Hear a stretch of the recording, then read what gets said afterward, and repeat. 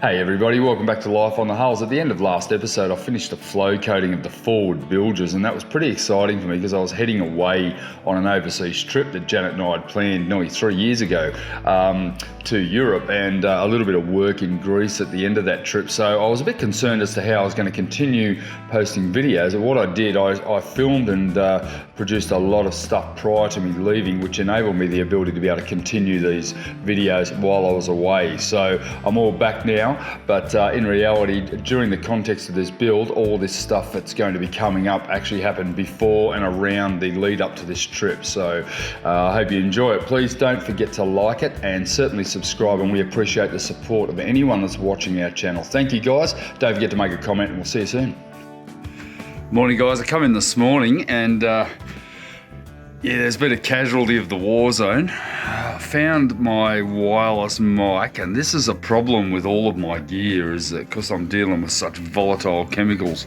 My lapel mic here was laying in a pool of catalyst, so the windsock, the little foam cord on the end of it, is dissolved basically, and you can see there the microphone is partly dissolved, so I'm not convinced it's going to continue to work. I'll give it a try a bit later on when it dries out.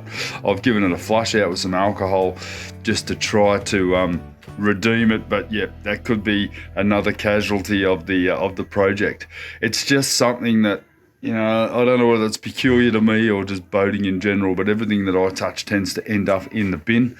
I try to have minimal waste as much as possible. I try to deal with it, but yep, that's not a good scene. I have got another shotgun type mic that I use, but this one's my wireless one. Hasn't been working that well lately in any case, but you know, it's just one of those things. Could be very interesting to see whether it works or not. Now, it's not all fun and games here on the Hulls. I've just spent the last hour or so cleaning my rollers and tools, probably at least 2 hours in fact, with a like a dental pick, cleaning all the bits and stuff out of it. It is very important that you keep this armory of weapons, that I call them, or it's my armory of tools. Keep them super clean, because if you do that, then they're ready to use next time. I don't go through a hell of a lot of acetone. I've probably only been through one 44-gallon drum of acetone in the entire project so far, which is pretty good, because I used to go through that in 6 months of work with the kayaks. But all my tools, my scissors and all this work, and the other thing is the drums, because I'm buying 44-gallon drums, I have to keep reusing the drums that I used to have, because I'm not buying 20 litres at a time, I'm buying 240 litres at a time, keeping these clean. So this particular drum here is now ready to accept more resin. I've just given it a really good scrub out with acetone. There's nothing worse than picking up globules of resin that have sort of set inside the pot there. So cleaning that and the lid, you can see there how it distorts the seal on the lid. So I keep all of the rings and everything so that I can close it down. I've cleaned the top of the drum here, and I'm able to reuse that. So it needs one more tidy out. So that's just part of the whole job, is trying to keep place clean. I mean, it looks like an absolute disaster zone here, but it really isn't. It's quite neat. I mean, most of these are empty. In fact, I'm just using them here because they keep everything at my waist height rather than at floor level, because I despise bending down. I do enough of that in my job. Over here, I've got an area here that belongs with my gun. I've got a whole heap of thinners and stuff up there, you know, old gel coat here. I'm going to have a massive clean up. Yeah, basically this whole area is going to be my next attention. I'm going to tidy it up, get rid of what I don't need, because there's nothing worse than having clutter. And when you own a factory, you tend to just chuck stuff in. You know, there's a bimini sitting there from the trailer sale. It's time to clean up. I'm going to have a big clean up before I go. And over in here, I mean, this area here, I clean this up at least once a week because I like to have it as clean as possible. Cardboard's my best friend. I tend to use a lot of that because it absorbs any excess resin and basically can get thrown out with the recycling. Okay, so I mentioned earlier I found my microphone in a pool of catalyst. Yeah, my catalyst dispenser, those capillary catalyst dispensers tend to overflow if you leave them sitting for too long, because of the ambient pressure around it obviously sucking it up into the tube.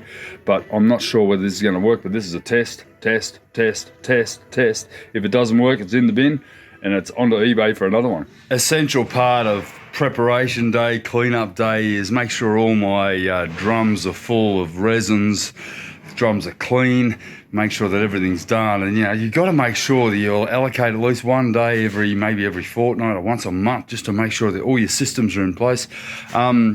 Just running out of acetone can create a whole cluster of other problems if you are not able to clean. I wrote off a couple of rollers a couple of weeks ago because I put about this much acetone in a bucket, left it overnight, came out the next day, and because we get reasonably warm days, they're frozen solid with resin. So you got to keep on top of your cleaning equipment. So here I'm just filling up an acetone bucket and just manoeuvring that 44-gallon drum or 200-litre drum onto the stand on my own can be a bit of a challenge. So you have to think these things through and make sure you do it safely, because I almost broke my leg with this stupid little standy one day trying to pull it over. Now, why don't I leave it on the side, you ask? Well, the reason is that this bastard leaks, this tap drips, and I would lose an entire drum of resin in a couple of days if I just left it sitting on its side. So I have to keep it vertical. Fortunately, I'm only filling this up about once every month or so. Maybe I try to fill 2 at a time, but that's just part and parcel of little systems and little things you need to know when you're building a boat, is you've got all these little bits and pieces in the background that no one ever sees.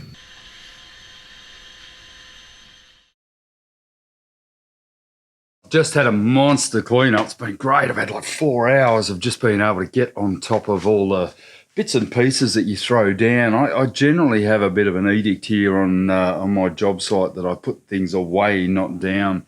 But when I'm running back and forth, I tend to sort of sit something down and think I'll get to that later. It's always later and too much later, and then all of a sudden just builds up and really gets on my bugs. I need to put a couple of baffles in my sewer tank. Now, if anyone actually ever says to you should make your own sewer tanks, I'd think it through. Now that I realise how much work has gone into 2 Blackwater tanks, I've saved a lot of money, but I've also spent a lot of time doing these. The fact that I'm using the full capacity of my build absolutely is brilliant, but it also, there's a point where you've got to buy the thing for the sake of $1,000 each and have it completely made, ready, sealed, pressure tested in the works, and you make your own for $5,000, because that's probably a reasonable estimate as to what it's cost me to make these 2 in time. Not so much materials, time thinking, but the great thing is I've been able to film it and been able to make a video about it. So I guess at the end of the day, it's all going to balance out. Yeah, probably about 100 years on YouTube, I might get that money back. Right, so this is the starboard reduced capacity Blackwater tank. I've now got to make a central baffle across the middle here. It's just going to be a simple piece of foam, but what I'm going to do, I'm going to basically glass it in place. I'm going to have to seal it so it doesn't degrade over the time, but I'm also can't put it all the way to the bottom. If I were to take it all the way to the bottom, I'm going to get pulp and toilet paper and the like, anything else that goes in there. Hopefully there's nothing else, and that is going to form and catch. So I need to leave a reasonable base, but I really do want to make sure that I can stop any sideways sloshing within the tank. So a baffle is going to be a pretty mandatory thing inside here. I've also got to consider that the pickup straws, firstly the entry into the tank, and then the pickup straw is still able to function, and then I'm going to run the pickup straw almost directly beside it so that can then obviously collect the waste from inside the tank. The other thing you need to think about too is your sensor. If it's a float, it needs to be able to function unimpeded up inside that tank, and also if you're using like an ultrasonic one, you need to make sure that it's going to be able to see and read the material below. Okay, so the decision's been made. I'm going to put this slightly off center because it is a round base. I need to get that pickup straw, or that macerator uptake, as close to the central point as possible so I can evacuate as much waste as possible. So I'm going to put it slightly off center so I can drive that straw not far from that even. I could possibly even mount it to it. But so I've got some offcut of my 10mm foam core that was laminated before. I'm just going to cut that to shape, slide it in place, sand it up, prepare it, tab it, glass it, and then when I do my completed coating inside, it'll just coat that surface and essentially become part of the tank.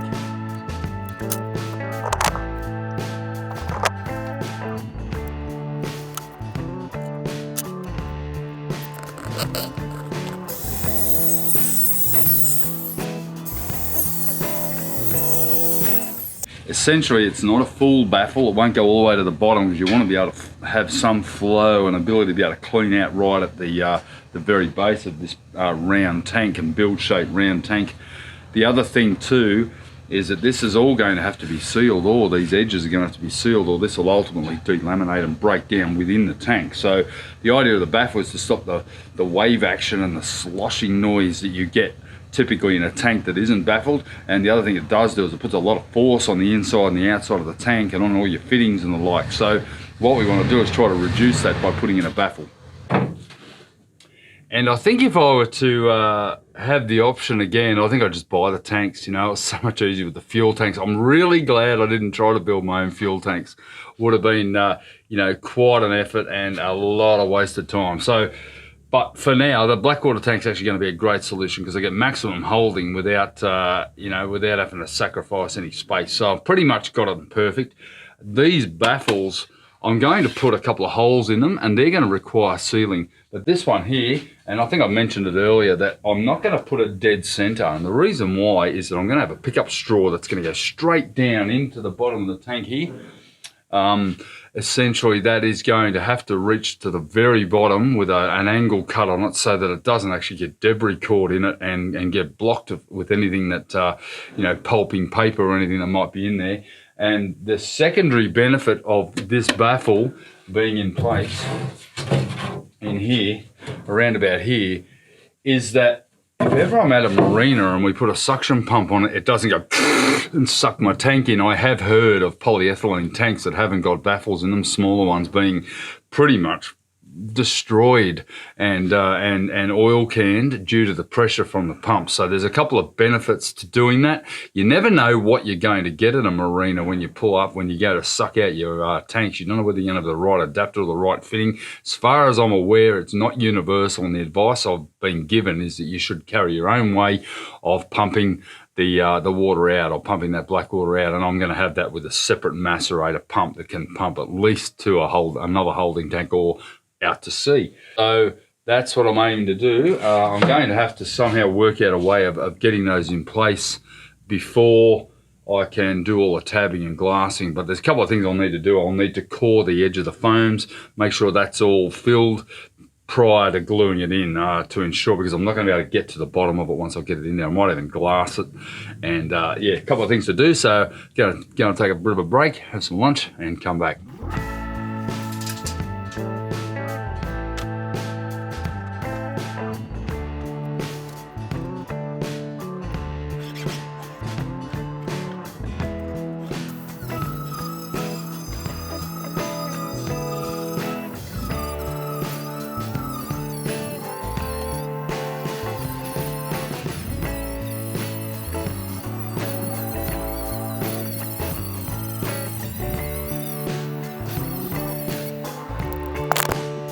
All right, so that's all sanded out. They're ready to go in. What I'm going to do, I'm going to put 4 little beads of hot glue along the line and embed that just to hold it in place. And then I'm going to get some epoxy and I'm going to fillet them in. Same deal with the port one. And yeah, and then I'm going to give all of this gel coat a sand up. The whole thing's going to get roughed up once I get this glassing done. So I get to thinking, and I tend to do a lot of that. Got to tab these bulkheads in place inside, or these baffles inside my sewer tank, and I get to thinking that's going to be a messy prick of a job. And then I remembered I had this, and why wouldn't you? Indeed. So look, if it's good enough for the floors and the bulkheads and the soles of my boat, it's definitely good enough for the shitter. It's definitely good enough. So these will take the place of any tabbing that I'd be able to do, and it's like a 5-minute job. I just got to mix up some Bondfast epoxy or some Techniglue, glue it in, come back tomorrow, and it's done. All I've got to do then is just give it a light sand, and you know, these are little time savers. It's going to save me so much time and improve the job no end. So that's what's going to happen.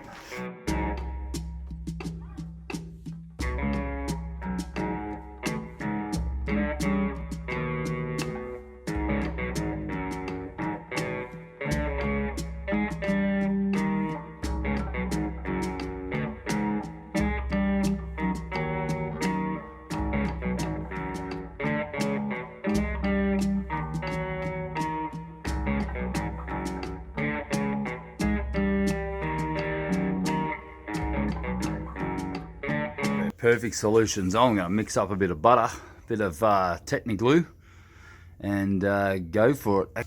But yeah, that's going to be fine. I mean, really, this is all going to be covered in a tank lining, so it really doesn't matter how neat it is. In fact, it's probably a lot neater than I'd be able to do if I was glassing it.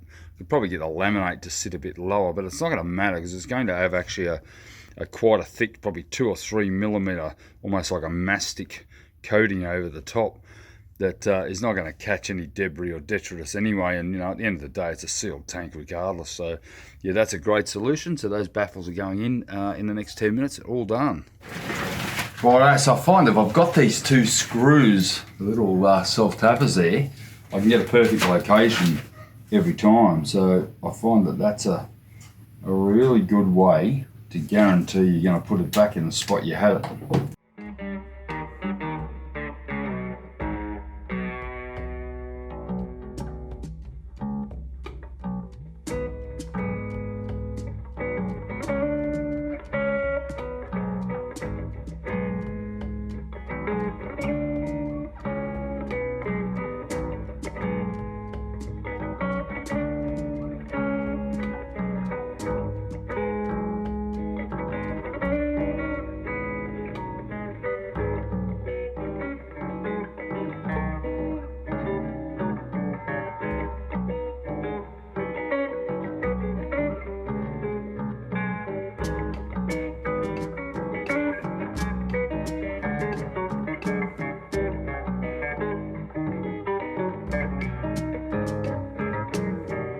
So you can see there we've got a lot of material. That's going to go rock hard.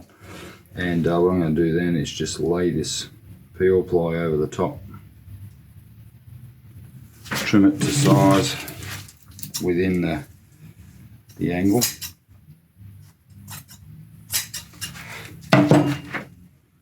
Pull it down on one side. And then pull it down over the top. And what I've done now is essentially created almost like a rigid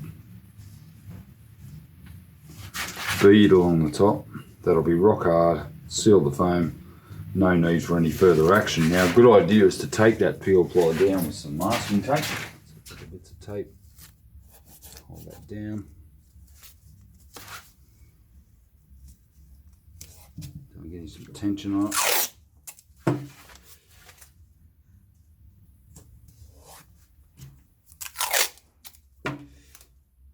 I can remove that tomorrow.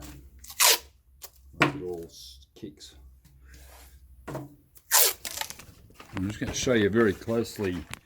The top of this is actually like it is on my bulkheads in my boat. I'm going to pack this with epoxy so that this is automatically sealed, and then that'll also be glued into the tank.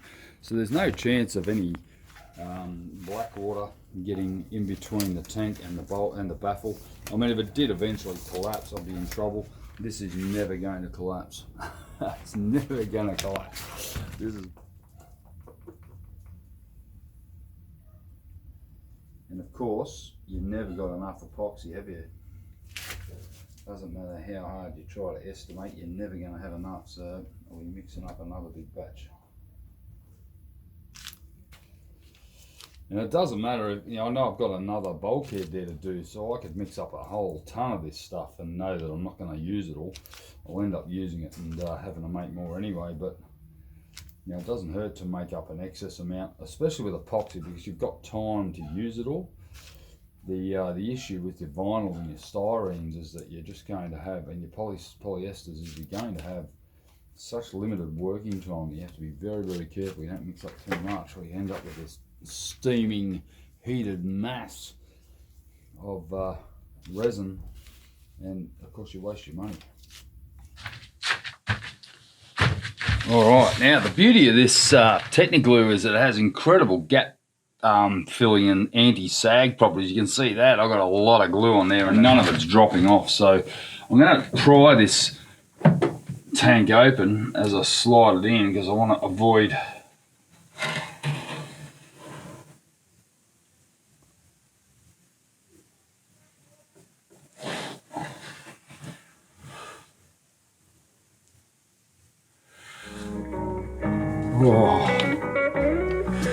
and look at the excess I've got here. So that was always going to happen. And I've gone in on my line there, and yep, that's perfect. That'll be a good result. Now I can really use this stuff elsewhere. And I'm also going to have to do the top here. I just want to set this thing up correctly. Make sure I've got it all set up. And I also want to make sure that where this little lip is, I want to have a bead of epoxy there, because that'll ease the process of coating once I come around to coating it.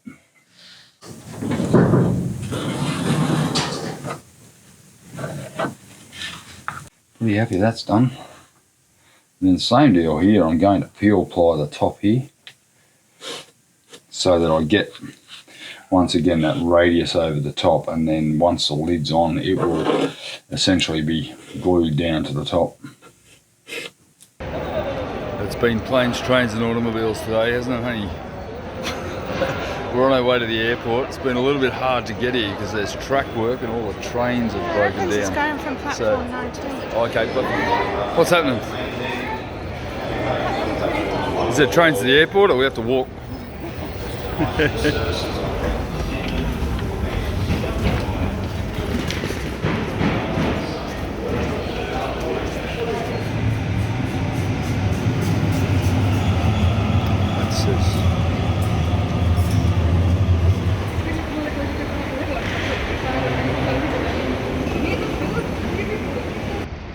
So we have a night to stay here. We're flying out at 6 AM, so we've got to be at the airport at around about 3:30 AM, so it was our choice. We're going to spend a night here, and because we live 3 hours away and we had to get rid of the dogs at our mum's, and we had a whole lot of things to do, so here we are at the Ridges. We're going to go and have a drink. Time for a beer, honey. We're ready to go, Darren? Pretty good, eh? Finally we're off.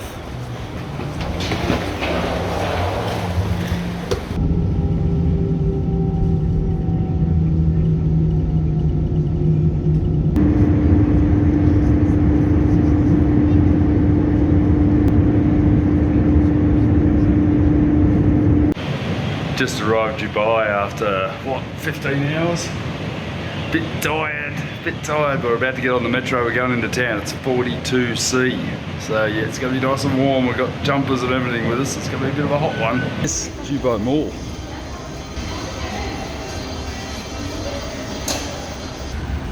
We've got the dirty windows. You guys are checking out this thing. Oh, that is enormous.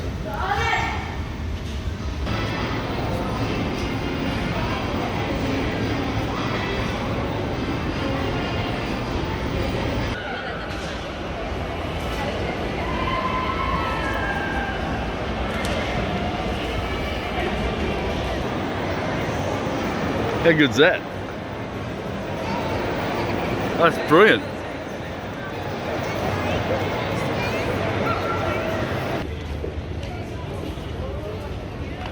Oh, my sunnies are fogging up.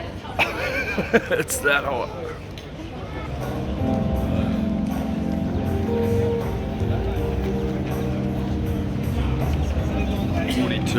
C. Steamy as out here. Wow.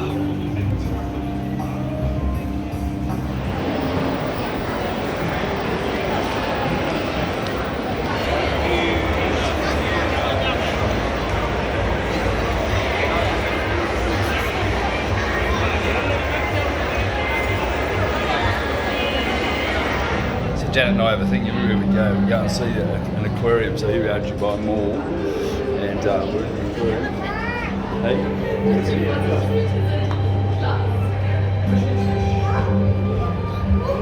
Pretty cool, eh? That's good. Check these guys out. Alright, the first time it's over thousands of fish with 85 species and 300 stingrays and sharks. So here you will see a lot of fish keep swimming around. They keep swimming around here because this place is their feeding station. So now before we go up, we can take a pictures for a while. But please.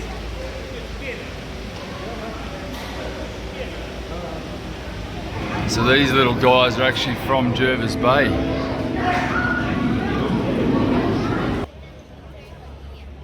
So due to a pretty basic error when we booked our flights all that time ago, we'd actually booked a flight with a 13-hour stopover in Dubai by mistake. So we thought it prudent to go in and check it out, and rather than risk a copyright strike here with the somewhat pretty lame music in the background that was playing with this amazing fountain display that we watched for, I don't know, about 15 minutes. We waited 6 hours for it, but it was pretty incredible. I mean, I felt like I was at a casino, but you know, that's Dubai. It's quite crazy. Oh man, we've been travelling for like 30 hours so far. Absolutely smashed out of like 17 hours of flights with a couple of delays coming into Dubai. We've just had nearly 10 hours of walking around in the mall and around the Dubai Mall and around Burj Khalifa, the biggest building in the world. And mate, I've just come back, and luckily Janet's a member of the Qantas and the Emirates Lounge. Just shower before we do another 8-hour flight and then a 3-hour drive up to Janet's mum. So I'm going to turn it off now because you don't need to see this, but man, the ultimate after a long haul flight, and the day we've just had in 43-degree heat. So yeah, the showers in the lounge, can't beat that, can you? Bit tired? We've had a bit of a sleep in the lounge, we're knackered. Had a shower though, that was a winner, having a shower. So it's 2 AM and Dubai is heaving. Look at this bloody airport, it's just chockers. To our next flight to Manchester. Beautiful. Yeah, it's funny, some weeks before I go away I get absolutely nil done.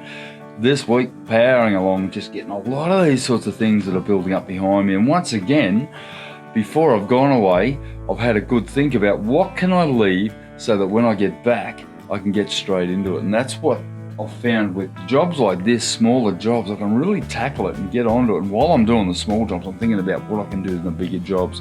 I encourage you to plan like that. When you've got a bit of a break coming up, start to plan, and so that you're leaving with some little stuff when you get back. You don't want to come back to a freaking great big hull lamination or something. But for now, having a good week of little projects, and I've got a number of little things on the go here at the moment, that means I can sort of step straight in and I'm not overwhelmed, because I used to come back and be very overwhelmed in all cases when I come back to my business or whatever. Something, little tip from me: plan up some small jobs, leave them almost finished so that when you come back, you've got an ability to nail them when you get back. Thanks guys, please subscribe, don't forget to like the video, pass it out, please share it on, share it to your friend, ring up your brother-in-law, ring up your brother and say, hey mate, you gotta see this idiot building a boat over in Australia. That's the way my channel will grow, and I really appreciate you watching it. Don't forget to make a comment. Thanks team, see you later.